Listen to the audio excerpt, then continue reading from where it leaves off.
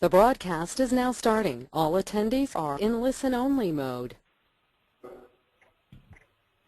Hello everyone, and welcome to Outsource Magazine's webinar, Bringing It Home, Backshoring versus Nearshoring, in association with Centrecom.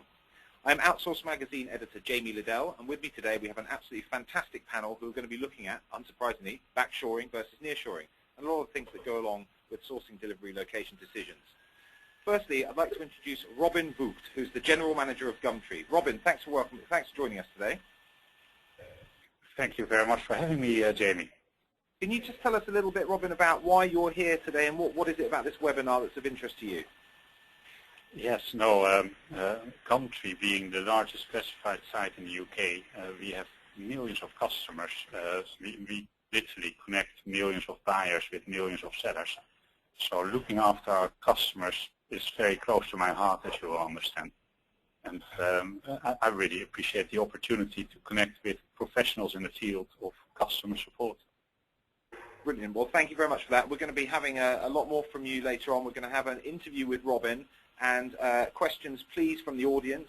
Those of you who are regular visitors to Outsource Magazine webinars will know that we are intending for all of our webinars to be extremely interactive, and we'd like to get you guys involved via the chat and question functions on your display. So if you want to send questions through to Robin or to our other panelists who I'll introduce in a moment, then please do get the questions through during the webinar, and we will come to a Q&A session at the end following an interview and some presentations. Also joining me today, we have Nadia Patch, who's Business Development Manager from Centrecom, and Tiago Aprigio, who's Business Development Executive at Centrecom. Nadia, thanks very much for joining us today. Why are you here? Thank you, Jamie. Thank you, the audience. I'm here having been 6 years into the industry. I'm very interested to discuss future developments of the industry itself. Well, certainly we'll be having a look at some of that later on. I know you've got a presentation for us coming up shortly. And Tiago, welcome. Thank you very much for joining us. Why are you here today? Well, basically, I'm in the industry for the past year, let's say. So I'm very interested to learn more and more every day and to keep up with the new trends of the industry, namely backshoring and nearshoring. Brilliant. Well, we're going to be passing over to you very shortly for a little bit of a look at some global trends and some analysis of what's going on with backshoring in particular, which I'm very much looking forward to. Before we do, however, we're going to take our first polling question. Once again, those of you who are regular visitors to Outsource webinars will be well aware of the polling function. Those who aren't, questions about to appear on the screen. I'll also read that out to you, and if you can select one of the following answers to this question, then we'll have a quick look at that, at those results shortly afterwards. So the question is, in which stage are you in your customer support outsourcing journey? Please select one of the following answers. Have outsourced, happy with current providers. Have outsourced, looking to change providers. In the process of outsourcing, assessing options, or not currently considering outsourcing. So those of you who are in the audience, please do vote now. We'll leave this up for another few seconds to get results in. If we can just have another look at the question, in which stage are you in your customer support outsourcing journey? So one of the following: have outsourced, happy with current providers. Have outsourced, looking to change providers. In the process of outsourcing, assessing options, or not currently considering outsourcing. We'll leave that up for another few moments or so, and then we'll have a quick look at the results.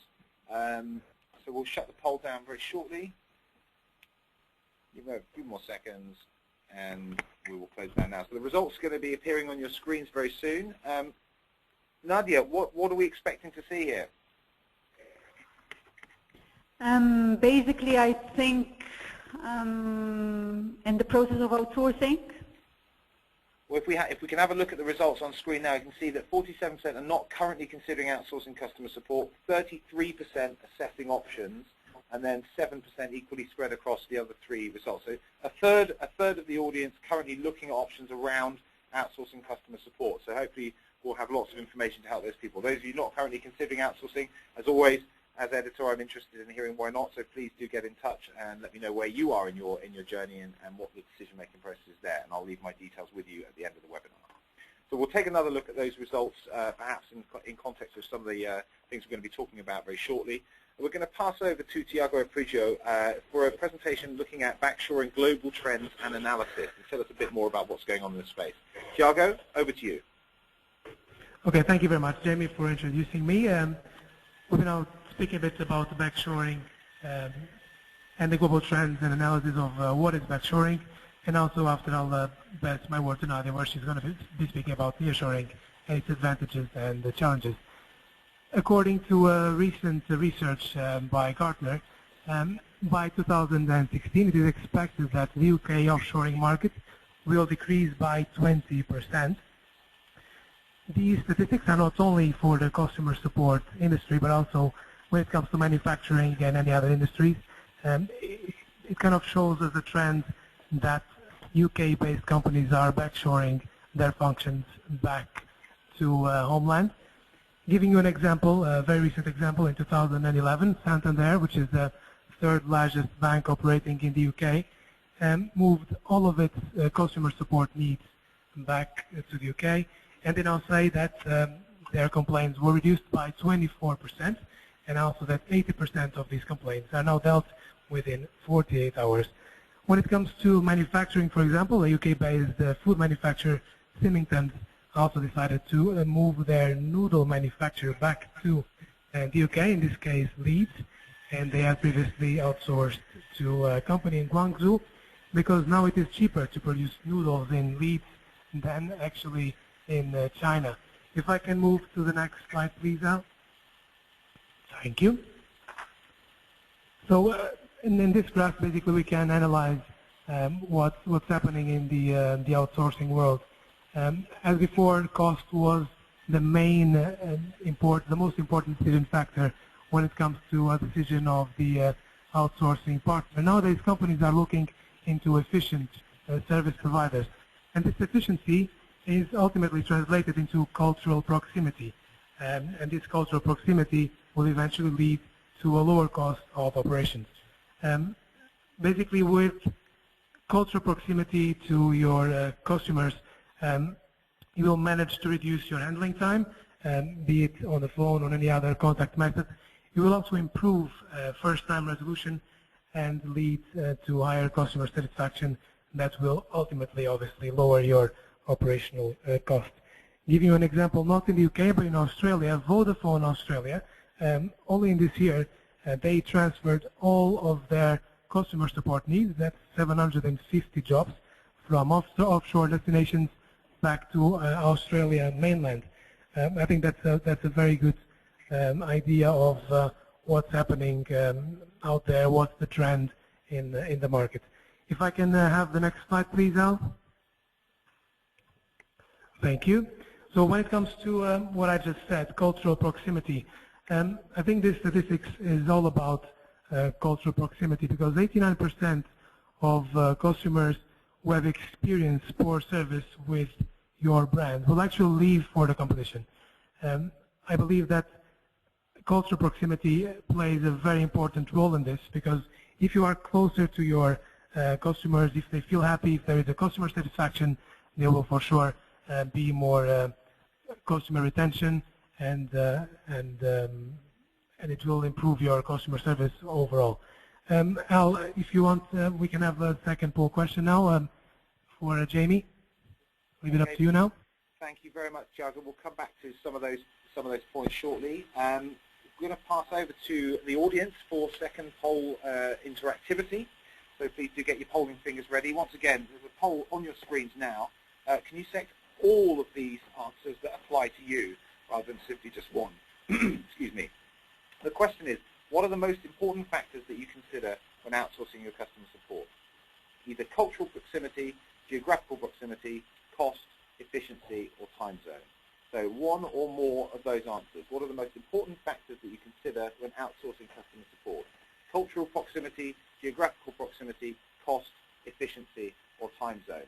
I've got a bit of a sneak preview of the answers coming in here, so I probably shouldn't be asking this question. Thiago, what are you expecting to see here from our audience? Well, I believe that efficiency would be the top choice from our audience.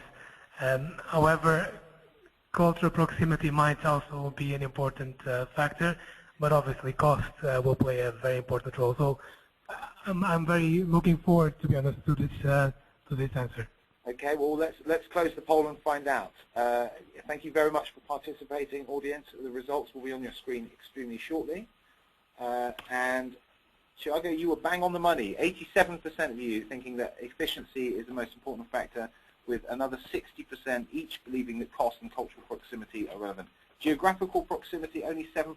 So it seems like our audience is happy for the work to be done anywhere as long as it's done efficiently, cheaply, and with a good degree of cultural alignment. Robin, is that something that you would have expected to see based on your own experiences and your own considerations when you looked at outsourcing? Yeah, most certainly. Efficiency as well as cultural proximity were very big drivers for us. But one of the things that we also looked at critically is the kind of service level that we can expect out of an outsourcer. What was important for us is that the very specific things that we want out of a customer support center, that the outsourcer is happy to custom cater for what we need. But those would be the three big ones for us. Okay, well, I know we're going to be looking at your own journey in a lot more detail in a few minutes when you and I have a bit of an interview, so we'll hold fire on that. We're going to pass over to Nadia for our second presentation now in advance of another polling question. Nadia, you're going to be talking to us a little bit about nearshoring advantages and challenges. So over to you. Yes, that's right. Thank you, Jamie. So basically, when it comes to nearshoring, can we have the next slide? Yes, thank you. Some of the points, and especially even as a result of the poll question, some of them were clearly outlined when one of the main parameters that companies do consider when outsourcing is basically cost. Apart from cost, some points were also mentioned by Robin when it comes to cultural proximity as well as the geographic proximity. How accessible is the outsourcing location to those companies, as well as time zone is very closely related to that as well. Can I have the next slide, please, Jamie? Then there are three other important factors. One of them is risks, and risks can be overcome when companies do consider even business continuity and even disaster recovery plans. Political stability is also very important, together with legislation. And ICT infrastructure, both for the communication with data access and data accessibility, as well as any access to any contact methods, also plays a very, very important factor when it comes to nearshoring. However, when we consider and we compare nearshoring together with backshoring, I think the three main aspects why do companies nearshore instead of backshore to their own country of origin are basically three. One of them is the cost, the other one is business continuity, and the third one, which is also very popular, is also benchmarking. Companies do decide to have more than one outsourcing location to be able to benchmark performance metrics, both when it comes to productivity as well as to quality. Can I have the next slide, please, Jamie? And basically, this is another statistic very similar to what, as well, Thiago has outlined a little bit previously, when basically the Facto has analyzed that 55% of the customers would pay extra to guarantee better service. Basically, this is again another highlight, saying how important customer service and the satisfaction of customer service basically is to any company within any industry. And I think, Jamie, we can go to the next poll question before we then pass on to the interview with Robin. Absolutely, and thank you very much for that, Nadia. Once again, we'll be looking at some more of those, stats and some of that analysis in the Q&A section at the end. So please do keep questions coming in, and we will be trying to get through as many of them as possible once we follow the interview and presentations. The next polling question, meanwhile, for you guys, please. So audience, holding fingers once again at the ready. If you can select one of the following, and we shall have a look at the results shortly afterwards as usual. If you're considering transferring your outsourced customer support, would you rather backshore, outsource to a nearshore destination, outsource to an offshore destination, or a combination of the above? So if you're currently considering transferring the outsourced customer support, would you rather backshore, outsource to a nearshore destination, outsource to an offshore destination, or a combination of the above? It may well be that the combination is a hybrid model as well, of course, including in-house and captive services rather than purely offshore, a purely outsourced solution. So if that's the case, then obviously try and pick the most appropriate answer. We'll keep the question up for a few more seconds. Lastly, if you're considering transferring your outsourced customer support, would you rather backshore, outsource to a nearshore destination, outsource to an offshore destination, or a combination of the above? We'll close the poll now. Very interesting results, actually, and I think this ties in quite well with what Tiago was saying in the earlier presentation. Outsourcing to an offshore destination, absolutely no support from our audience, whereas 25% would look at backshoring, 31% would outsource to a nearshore destination, and 44% would look at a combination. So presumably that combination might include outsourcing to an offshore destination, but nobody is jumping entirely on the offshore bandwagon at this stage. I'm not sure we'd have had similar results only a couple of years ago, let alone 5 or 6 years ago. Tiago, just passing over to you very briefly for commentary on that. Are you surprised by those results? Well, I would expect that there would be a percentage on the backshoring. It's always, it's always a wise move to backshore to your own country. However, I am a bit surprised with the 0% of the offshore destinations. I thought that it would be still considered. However, I know that there has been a shift in the industry. But yeah, I think it's a very positive outcome of the poll. It is very interesting. Just as one piece of data, and apologies to the audience member that this applies to, we have had a message coming in saying that there was indeed one person who did click on the offshore destination, but the system didn't pick it up.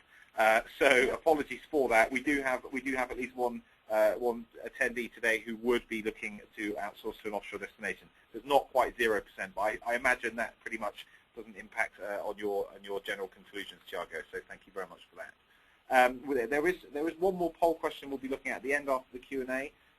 So thank you guys for participating thus far. I'd like to bring in Robin for our interview, really looking at the Gumtree journey and what that entails. So Robin, thank you very much for attending and for your input thus far. We're going to be putting some of the questions that I'm going to be answering up on the screen as well for the audience's benefit. So obviously you can kind of you can have a look at what I'll be asking you at least initially in front of you. So Robin, let's kick off. As the slide says, please do give us a brief overview of the Gumtree customer support evolution over the past 3 years. Yes, over the past 3 years, customer support, that's very much against the backdrop of a business which has grown very fast. To put it in perspective, 3 years ago we were probably the 49th most popular site in the UK. Today we are the 28th most popular site in the UK, which means that each month we have more than 2 million people posting an ad on the site, and that of course reflects the customer support needs that we have today. But not only the size has grown, also we see our customer expectations have actually risen because there are so many more ways to support customers these days. So this combination meant that where originally, like many businesses, we started out in-house, we realized we needed professionals to look after our customers.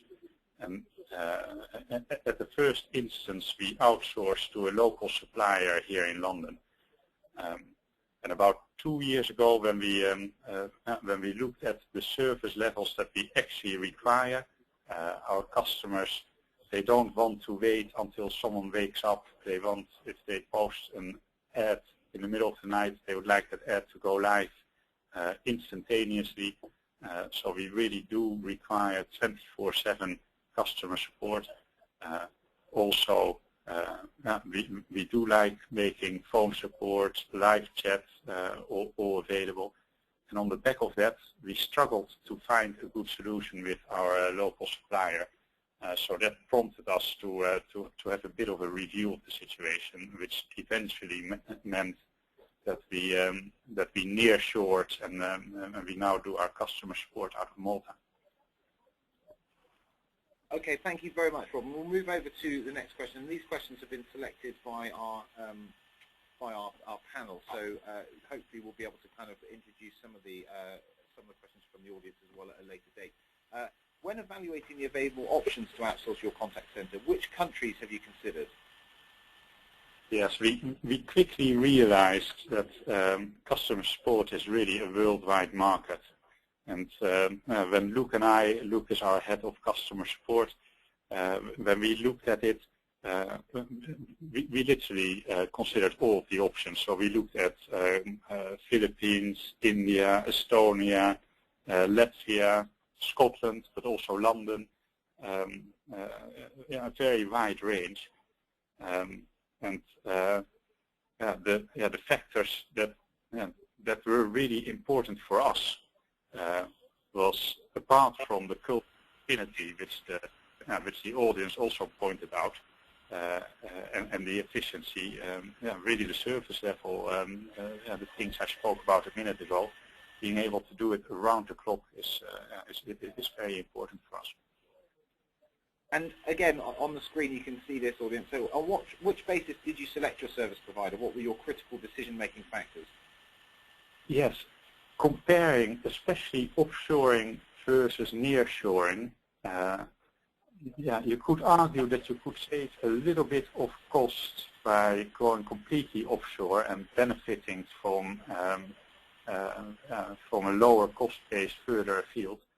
However, what really made the difference for us is the cultural affinity that we were after. I know this coming from Holland myself.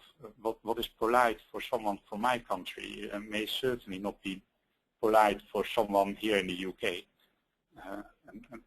And that is something we really want to look after the people, after our customers in a way that is appropriate for them and that will make them feel good. Okay, fantastic. And again, audience, if you do have questions for Robin, please do keep them coming in, and we'll be getting onto them towards the end of this webinar. Robin, what were the main challenges for you during the outsourcing process when you were moving to your nearshore destination? Yeah, there are, of course, the normal challenges which you would expect, specifically around knowledge transfer on the parts of customer support which are very specific to our business, and you would always find that. However, by putting the right training in place and by picking the right time scale, that is addressable. One of the challenges which I didn't expect was the 2P regulation, which if you move from one outsource company to another outsource company within the EU, you actually need to make sure that that you comply with the regulation. And the regulation is brilliant because it means that people who've been looking after our business get an opportunity to still do so, but then in a different type of setup. However, when it actually really plays out, especially with the CS provider which we used before, it led to some unexpected delays which were difficult to plan for. And why didn't you look at keeping it onshore or indeed in-house? What were the obstacles to sort of, retaining it as it was? Yeah, we've certainly looked at onshore. It was really the combination of the service levels and the efficiency which in the end made Malta a very attractive option for us. If we want to achieve the same type of service levels here in London or even in Scotland, it doesn't come at the same cost efficiency in the end. Okay, thank you, Robin. And just moving on to the next slide.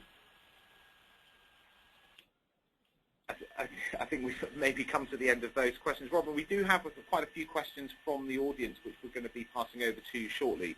But I think thank you very much for that interview for now. Nadia, I think it's time to take a look at Malta as a nearshore destination of choice. Your presentation with Thiago on that. So handing over to you, please. Yes, thank you very much, Jamie. So Malta, yes, we can have the next slide. This little island in the Mediterranean. So basically we're very blessed to have 300 days of sunshine. we have almost a church for each single day of the year. So we have around 359 churches around the island, and we're around 216 kilometers squared. And we're densely populated because for that size, it's around 450,000 when it comes to the population. When it comes to literacy rate, 93% of the population is literate, and 88% of those have a high level of English as a native speaking language. Then Malta is not just considered to be very favorable when it comes to tourism. It also attracts a lot of foreign direct investment. And apart from contact centers, it has attracted also a number of iGaming industries setting up in Malta, where most of them, they do have their in-house customer support, as well as pharmaceuticals, as well as the financial industry. And now, Tiago, we can have the next slide, JB. Tiago will just take us through some stats. So according to a very recent survey, this was in the end of last year, it was a European survey on language competences. It was carried out by the European Commission in 14 countries. Malta ranked second in English language proficiency amongst these 14 countries. This survey was done to students aged 14 to 16 years old. If you can have the next slide, please, Jamie. And then, why is Malta attractive? Ernst & Young conducted as well Malta attractiveness survey to 230 Malta-based companies, and 85% of them said that the stability of the social climate was one of the main factors why they considered Malta as an attractive place to invest, and others 72% classify the local labor skilled level, meaning talented English-speaking human resources, as the main factor why Malta is attractive. Nadia, I would invite you to go to the next slide. Yes, Jamie, can I have, so this is just to close off the webinar for now, just by saying a few words about Centrecom. Centrecom, basically we tried to summarize everything in tweets. We provide personalized customer service, not just to our clients, but also with our employees. Nearshore destination, Malta, we are located in the heart of Malta, and we do provide front and back office services as part of the contact center with different contact methods. And Jamie, we can. Hi, Nadia. Yes. Thank you very much. Thank you very much for that. Some great info there on Malta, and of course on Centrecom as well. It's time to basically throw the webinar over to the audience for good and ill. Hopefully, not for ill. Although I do see a couple of quite provocative questions, which will be put into you guys shortly. I've got a bit of a question myself to start off with, and I think this probably involves all of the panelists. Robin, I'm going to direct this to you to start with at least. Can you tell us a little bit about the governance structure that you put in place with your partners, and if there's anything different about that governance structure, specifically because of the fact that you're using a nearshore destination? Yeah, good question, Jamie. In actual fact, going from the supplier right here in London, walking distance from our office to Malta, the type of SLAs and KPIs are very much still the same. And we do like to work closely. So we have we have people from our team visiting Malta on a regular basis. We actually have 6 people here in the office also themselves actively involved in customer support, because we do like to keep a very direct line with our customers. But as a function of going nearshore instead of next door, the only thing that's changed is sometimes we find ourselves in an aeroplane, but it's all overseeable.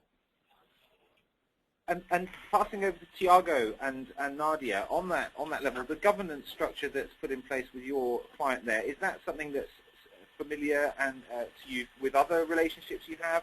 Is it a similar structure to clients that might be located in a different part of the world, or indeed at home in Malta?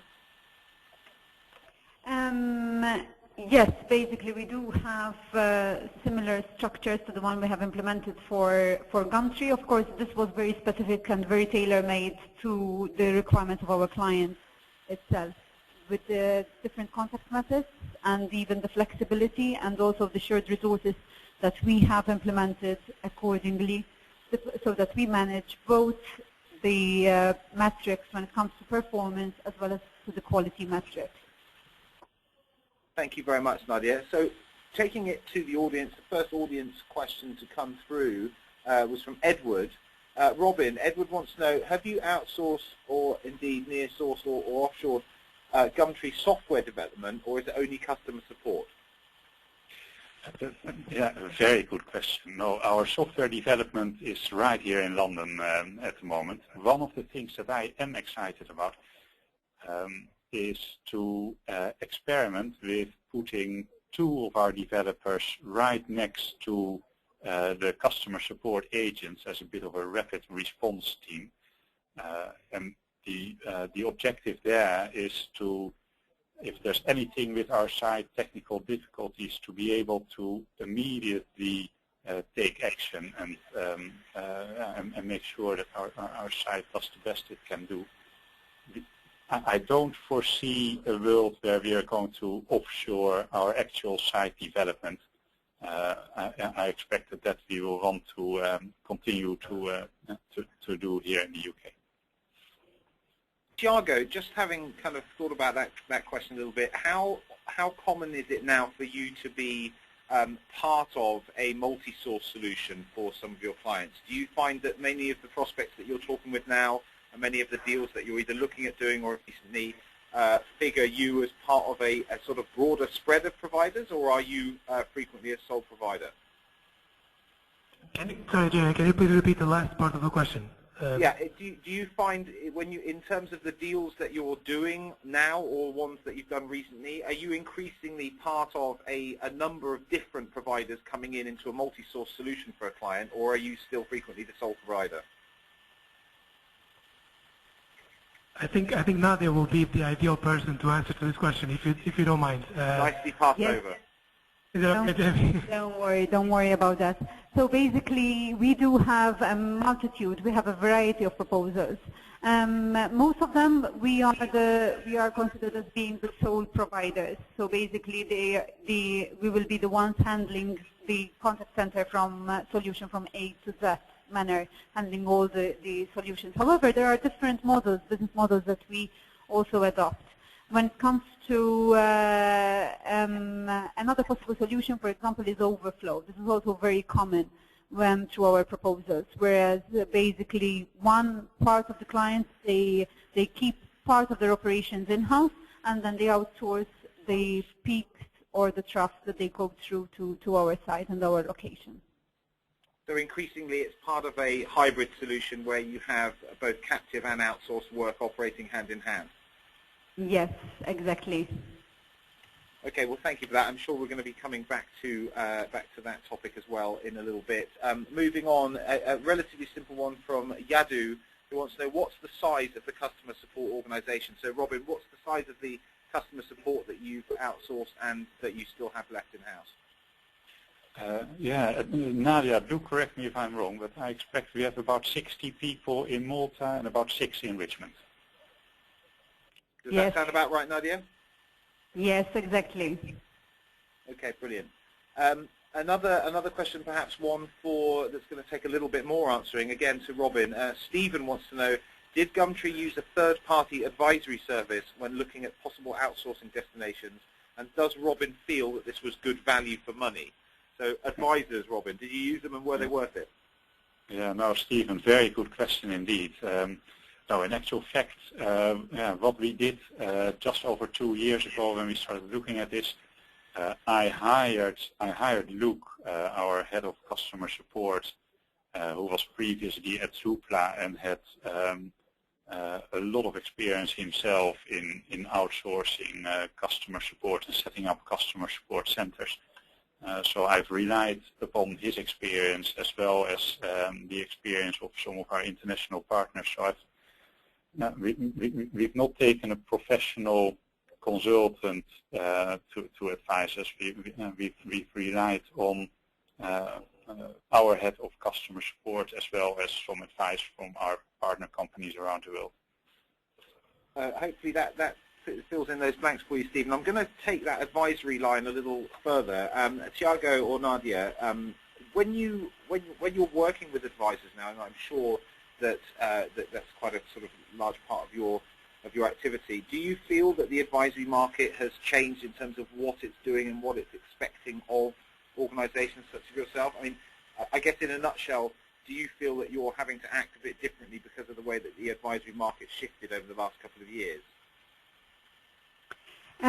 Yes, basically the way the market is shifting and it's changing at a very rapid rate, and organizations are looking and do have different requirements.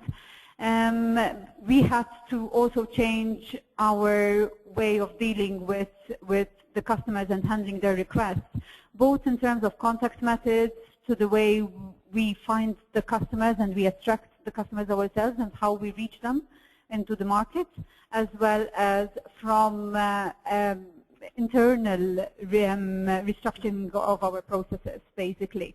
So yes, we do have to shift and adapt ourselves accordingly. Okay, thank you very much. One from David. What mechanisms are in place to encourage/ensure innovation? So I guess that's over to all of you, starting with Robin. What mechanisms did you want to put in place to keep a good degree of innovation going despite having outsourced? Yes, there's a number of dimensions to it, really.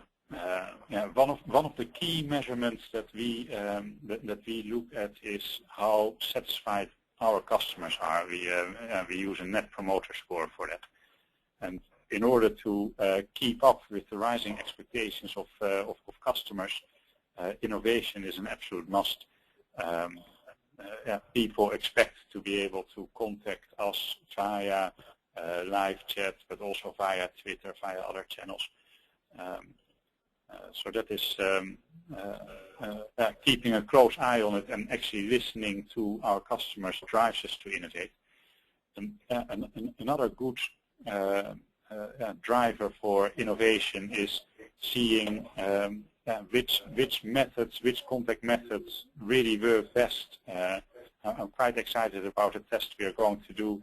Our primary contact method is still email.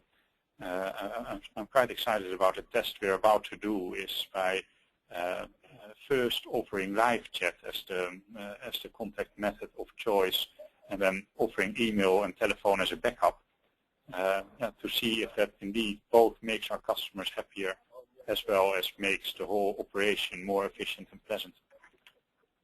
But do you feel that the innovation piece really sits across both organizations and that you're sharing ideas and you're coming up with ideas together, or is it more a question of individual ideas being then discussed sort of down the line? Do you feel that it's more two separate parts of innovation, or have you generally teamed up and got a kind of innovation center of excellence building? Yeah, it is crucial for us to work very, very closely with the customer support agents, because they're in a brilliant position, being so close to the customers, to point our engineers in the right direction as to what to do with our website to make the experience better. So it is for us, having this joint approach and having two teams that work very close together, it is extremely important. Nadia, how do you approach innovation? Do you feel that the responsibility for innovation sits with you once the client's outsourced the process to you, or is it something that you expect your client to be driving? So basically, it's together with my unit, of course, the business development, together with our IT, we try to find new and identify new opportunities of how we can be innovative within the industry. And in fact, there has been a push towards being present in each and the different contact methods available where customers are basically comment and are present. And they would want the answer and to be directed the answer depending on the social method. To clarify a little bit, for example, nowadays there has been a rise and a surge in social media initiatives. So basically customers do expect an answer. If they do contact you on Facebook, they expect the answer to be done through Facebook. So this is basically, you have to move according with the customer requirements and the customer's shifts. So yes, this affects us like it's a part of our daily process basically, where we analyze different ways of how we can adapt ourselves with the different requirements. Okay, brilliant, thank you. One's come in from Arjit. How important is social media now and how important will it be? Not necessarily addressed to anyone specifically there, but Robin, again, obviously you're kind of running a very new media type organization. I'm sure social media is absolutely part of your DNA for you. In actual fact, it's good that you mention it. So social media, of course, is hugely important. It's one of the most popular uses of the internet. However, for different sectors of business, it has a different type of importance. Where for us, social media is a way to certainly have some type of interaction with our customers and to probably do our best in entertaining our customers with shareable content. The second use is indeed, as Nadia pointed out, being able to help our customers with any types of queries that come up. However, a lot of the activity on both of these fronts still doesn't flow through social media for us. There are a few companies for whom social media is even much more important than for us. If you look at some of the traditional but more newsworthy companies here, like the Met Office or Southwest Trains, they are all over it, and they have real engagement because they have content really relevant and really newsworthy. For us, we see it as a table stake. We need to serve our customers there. However, it's not the majority of the activity. Nadia, when you're working with clients now, do you see social media becoming more and more important? And indeed, in terms of the amount of resource that you're allocating to it, is social media becoming a bigger and bigger part of what you're doing, or is it still yet to reach a tipping point? Yes, Jamie. In fact, to continue a little bit with what Robin was saying and what I was previously saying, that social media has become more important, and my belief and my perception is that it will increase in the following months, basically. We also, not only when it comes to the online classified industry, but we also have a pool of highly specialized people when it comes to the airline industry, because we provide services to the airline industry as well, and we have seen a diversity in the way customers do contact our clients, basically. So yes, there has been a shift, not only with online classifieds, but with different industries, and there has been an increase to that. Okay, thank you very much for that. Moving on to a bit of a different topic, and obviously this is kind of quite profound interest in a lot of parts of the world, not just in Malta. Stephen wants to know, how does Centrecom find scalability and attrition rates in Malta? Scalability and attrition ratios in Malta. So Nadia, again, probably over to you. How does Centrecom find scalability and attrition ratios in Malta? So scalability when it comes, if we're saying when it comes to location, as I said, Malta is a very tiny, small island, but still we can scale with when it comes to the operation and the location itself. So that is possible. With regards to resources, there is a possibility not only to scale with regards to labor to the different, when it comes to English language, but also different languages. This becomes a little bit challenging, of course, when sourcing specific languages, because we do have a lot of competition internally as well. As I previously mentioned, we do have the iGaming industry, and we do have a pool of available resources on the island too. And the scalability when it comes to attrition ratio, I must say that our attrition is quite low when compared to industry standards, but this varies depending on the project and depending on the type of service that agents do handle. Well, hopefully that's answered Stephen's question. Thank you very much for that. Robin, obviously attrition and scalability, two key issues that you had to consider when you were looking where to source your services from. Did you feel that attrition was a big problem with some of the other areas you mentioned? I mean, obviously we were, you said you did mention quite a few different locations that were on the table originally. How important was attrition as a factor when you were looking at where to go? Yeah, to be honest, it wasn't one of our top concerns. We know attrition is there. There's young people engaged. We have people moving on. Attrition in our customer support team is, for example, much higher than in our engineering team. However, our expectations that it would be structurally different in one place versus another never made it to a point that it became a deciding factor for us between suppliers or locations. And what about scalability? Again, that's quite a key consideration when you're looking at growth of a company that, like yours, which has grown so rapidly since its formation. How high up the agenda was scalability for you?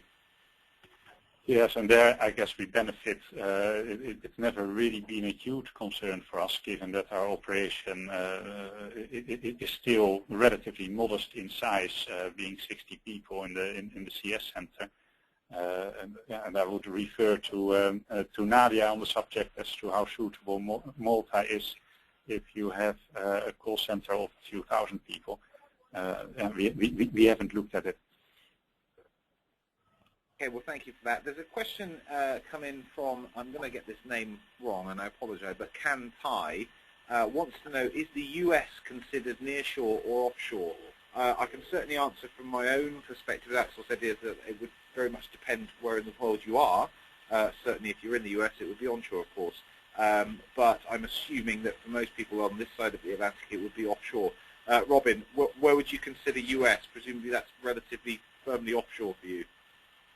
Yes, it's semantics, and it's a good point. In actual fact, when Luke and I looked at all the various options, US never really got onto our radar. I guess closer to home, we were expecting to get the service levels and the efficiencies that we were looking for. So to actually move a time zone and move to the US, also that hasn't been high on our list. Okay, thank you very much for that. One from Debbie, who wants to know, and again I'll boost this over to Nadia, what government incentives are in place to help businesses relocate? I'm assuming that's to Malta. Nadia, what government incentives are in place to help businesses relocate? So government incentives very much depend on the size of the operation that you're looking at, but there are incentives with regards to training, there are incentives with regards as well to the structure itself, and there are incentives as well with investment plans, long-term investment plans, and basically there is an institution and an agency, a Maltese agency, which is referred to as Malta Enterprise, where basically they help all the companies and all the people who are willing and very interested to relocate to Malta. Great, thank you very much. I have a question with regards to linguistics. We looked a little bit earlier at the language capabilities of Malta. Obviously, because of its place geographically and its historical kind of centricity, the requirement for great language capabilities, even amongst such a small population comparatively, has been very high. So, it seems that you guys have quite a robust language proposition there. Are there any languages covered at the moment that you see particular growth in requirements of, or is there a need for languages that might not necessarily be covered in Malta? So basically, thank you, Jamie. It's a very good question. And yes, as you have just said and outlined, there are a lot of language capabilities on the island. So apart from the English, one can find a very high level of Italian. We do have a lot of Spanish and even Portuguese and also Greek people settling on the island. And we have also some French and German-speaking agents, as well as Scandinavian people. When it comes to these languages, especially French, German, and Scandinavian languages, it's more difficult to source when it comes to big numbers. Russian is also quite common as a language on the island as well. Brilliant. I hope I have answered your question. Absolutely, and certainly, it's quite a compelling proposition We've actually got a follow-up question to that just come in from Stephanie, Nadia. So if you can just kind of take a look at this. Are these first language speakers or expats? Are these first language speakers or expats? So we do have, most of them are native language speakers, but yeah, when it comes to Italian as well as English, we do have the Maltese people who are basically able to speak those languages too. Okay, thank you very much. I think it's probably about time for us to close the Q&A section down and move on to our last poll and then end the webinar. Thank you very much for all your questions. If you do have any further questions, of course, please feel free to direct them to the panel. And in fact, you can also send them to myself. I'll give my contact details at the end. Thank you very, very much for your inputs thus far. If we can have the final polling question, please, just as a bit of a wrap-up. Once again, guys, if you can just get your polling fingers ready for the last time. The question should be appearing on your screen very shortly. Would you consider Malta as a possible nearshore destination to outsource your customer support? Very simply, please select one answer. Would you consider Malta as a possible nearshore destination to outsource your customer support? Either yes, no, or I don't have enough information. Hopefully, the proportion of people saying I don't have enough information after this will be relatively low. If not, then I will make sure I resign straight away. And if we can just leave it up for another couple of seconds, would you consider Malta as a possible nearshore destination to outsource your customer support? If we can close the poll now, look at that. A very, very healthy proportion of people I can see as we close the poll are very interested in Malta, which hopefully will be very reassuring to you guys from Centrecom. A robust 57% would consider Malta as a possible nearshore destination. 14% don't have enough information. I'm not sure if that's enough people or too much for me to keep my job, but we shall discuss that down the line. And 29% saying thanks but no thanks to Malta. So hopefully further conversations will be able to at least change a few of those minds. That's pretty much it from us and from the Outsource Magazine webinar today. Thank you very, very much for joining us. I did say that those people who wanted to send further questions or indeed any other bits of information can do so through to me as editor. My email is jamie.liddell@outsourcemagazine.co.uk.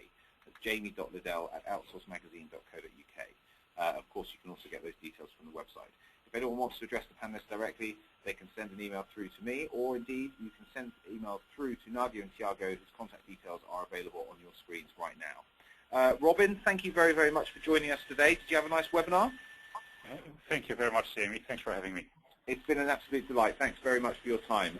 Nadia and Tiago, hopefully you've got a bit of a sense of the audience having some interest in your beautiful island. Yes, thank you. Thank you very much. Really interesting. Grazie Hafna. It's our pleasure. Thank you very much for attending, and have a nice day, guys. That's the end of the webinar. Thank you. Bye-bye. Thank you. Thank you.